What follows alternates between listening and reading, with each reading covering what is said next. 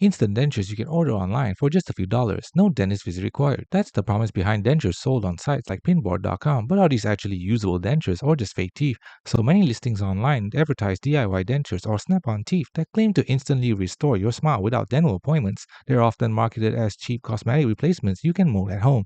There are a few reasons these products attract buyers. They're extremely cheap compared to real dentures.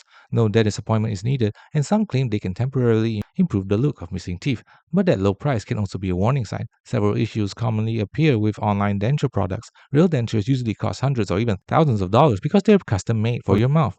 Cheap online versions are often generic plastic molds that don't fit properly. Some buyers even report receiving toy-like plastic teeth instead of real dentures, and poor fit can make them difficult to wear, speak with, or eat with. So are pinboard style online dentures real? Most of the time, they're cosmetic novelty products or low quality DIY kits, not real medical dentures. The bottom line, if you need dentures, a dentist made custom set is far safer and more reliable than ultra cheap dentures sold online.